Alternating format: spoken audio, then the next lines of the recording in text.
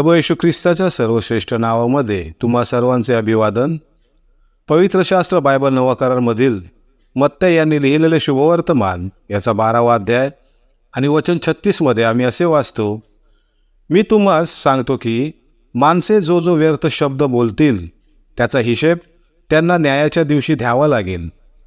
मनुष्याच्या पापामुळे त्याच्या अंतःकरणातील दुष्टता त्याच्या व्यर्थ शब्दातून प्रकट होते. प्रभू येशू ख्रिस्त त्याचविषयी इशारा देत आहे.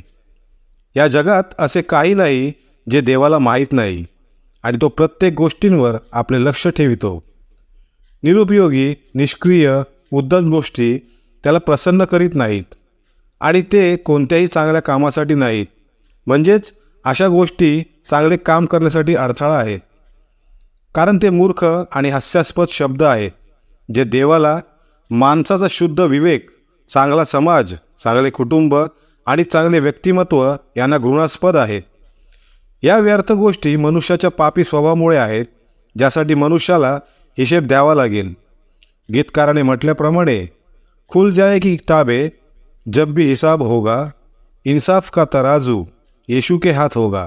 म्हणजेच जेव्हा पुस्तके उघडली जातील तेव्हा प्रत्येकाचा हिशेब होईल आणि न्यायाचे प्रमाण येशू ख्रिस्ताच्या हातात असणार. खरंच आहे, त्या न्यायाच्या दिवशी मनुष्य असहाय्य होईल, परंतु आज मनुष्य अशा येणाऱ्या न्यायाच्या शिक्षेपासून वाचू शकतो.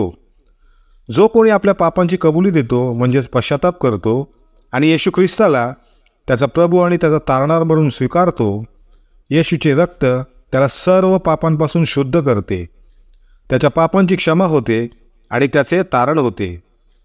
येणाऱ्या दंडापासून तुमचे रक्षण करण्यासाठी तुम्हाला प्रभू येशू ख्रिस्तावर विश्वास ठेवायला आवडणार नाही का? अर्पितो प्रभूला सर्वच